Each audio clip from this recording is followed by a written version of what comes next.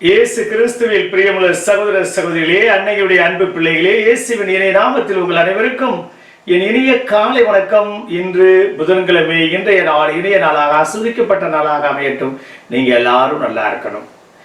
பிரியமான சகோதர சகோதரிகளே, நல்ல நிலத்தில் விழுந்த விதைகளாக 100 மடங்கு பலனளிக்கக்கூடிய நபர்களாக வாழ ஆண்டவர் இந்த நாளிலே அழைப்பு விடுக்கின்றார். ஒரு மிகப்பெரிய ஞானி ஒருவரிடம் ஒருவர் கேட்டாராம், உங்களுக்கு குரு யார் என்று கேட்டாராம். அவர் கூறினாராம், எனக்கு ஒரு குரு அல்ல, 3 குருக்கள் என் வாழ்க்கையில இருக்கின்றார்கள் என்று பதிலளித்தாராம். முதல் குரு, ஒரு நேரத்தில் ஒரு திருடனை சந்திக்க நேர்ந்தது. அவனோடு ஒரு இரவு நான் தங்கியிருந்தேன்.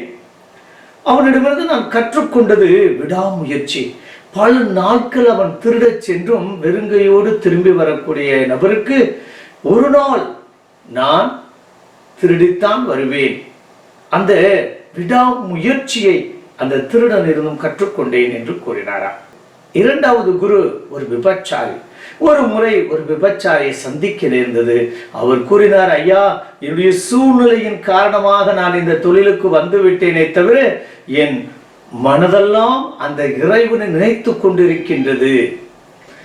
பிரியமானவர்களே, எப்படிப்பட்ட சூழ்நிலையிலும் அந்த இறைவனை வணங்குவதிலும் நினைப்பதிலும் சோர்வின்றி இருக்க வேண்டும் என்று அந்த பெண்ணிடமிருந்து நான் கற்றுக்கொண்டேன் என்று கூறினாராம். மூன்றாவது குரு ஒரு நாய். ஒரு நாய்க்கு தாகம் எடுக்கின்றது. ஆற்றங்கரையில் அமர்ந்திருக்கின்ற போது அந்த நாய் ஓடுகின்ற அந்த நதியிலே தண்ணீர் குடிக்க சொல்கின்றது. அதனுடைய முகம் தெரிய மீண்டும் வெளியே ஓடுகிறது, வருகிறது.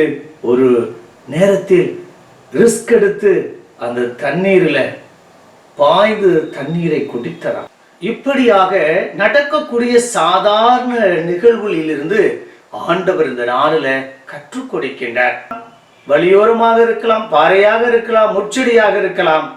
ஆனால் இந்த 3 நிலங்களிலும் விழுந்த விதை பயனற்று போகிறது, பலனற்று போகிறது. ஆனால் நல்ல நிலத்தில் விழுந்த விதை 100 மடங்கு பலனளிக்கின்றது. வழியோரமும் பாறையிலும் முட்செடிகளிலும் விழுந்த விதை வேரூன்றி நிற்காது. இந்த நாளில் இறை வார்த்தையை கேட்டும் அதை கேட்காத போல அதனுடைய தாக்கமோ அதனுடைய பலனோ ஒரு சில நபருக்கு பயனளிப்பது இல்லை. ஆனால் ஆண்டவர் விரும்புகிறார், நீங்கள் ஒவ்வொருவரும் 100 மடங்கு பலனளிக்க வேண்டும்.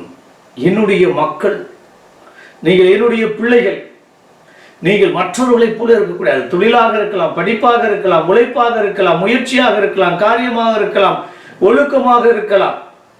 நீங்கள் எந்த நிலையிலும் எந்த சூழ்நிலையிலும் நீங்கள் விசுவாசத்தையோ நம்பிக்கையோ முயற்சியோ தளர விடாமல் நீங்கள் நல்ல நிலத்தில் நீங்கள் விதைத்த விதையைப் போல நீங்கள் இருக்க வேண்டும் என்றால் என்னுடைய வார்த்தையை உள்வாங்கியவர்களாக, அந்த இறை வார்த்தையின்படி யார் நடக்கின்றார்களோ அவர்களே என் உண்மை சீடர் என்று கூட ஆண்டவர் அழைப்பு விடுக்கின்றார்.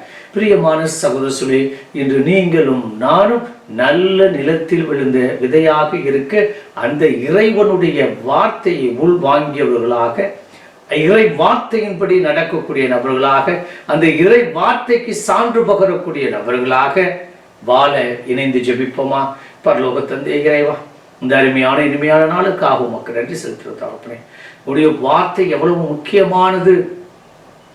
இதுக்கு நிறைய நேரங்களில் நாங்களும் வழியோரத்தில் விழுந்த, பாறையில் விழுந்த, முட்செடிகளில் விழுந்த விதையை போலதானே எங்கள் வாழ்க்கையும் ஓடிக்கொண்டிருக்கின்றது. அப்பா, போனது போகட்டுன்னு வரக்கூடிய நாட்களில் உம்முடைய வார்த்தையை கேட்டு அதன்படி நடக்கக்கூடிய நபர்களாக இதோ நல்ல நிலத்தில் விழுந்த விதைகளாக எங்களை மாற்றும். நாங்கள் எங்கள் வாழ்க்கையில் பயனுள்ளவர்களாக, பிரயோஜனம் உள்ளவர்களாக, அர்த்தம் உள்ளவராக நாங்கள் வாழணும். இருக்கிறத மெயின்டைன் பண்ணிட்டு போகக்கூடிய நபர்களாக அல்ல. இது போதும் என்ற மனநிலை இருந்தாலும் என்னால் இன்னும் அடுத்த நிலைக்கு செல்ல வேண்டும், இன்னும் கொஞ்சம் உயர்வுக்கு செல்ல வேண்டும். அது பேராசையாக அல்ல, அல்லது போட்டி பொறாமைகள் அல்ல, மாறாக எங்களுக்குள் அந்த உந்து சக்தி எப்போது மாறாமல், மறையாமல், மங்காமல் இருக்க கிருபை தரும்படி எங்கள் ஆண்டவராகிய இயேசு கிறிஸ்துவின் நாமத்தில் ஜெபிக்கிறோம் நல்ல பிதாவே. ஆமென்.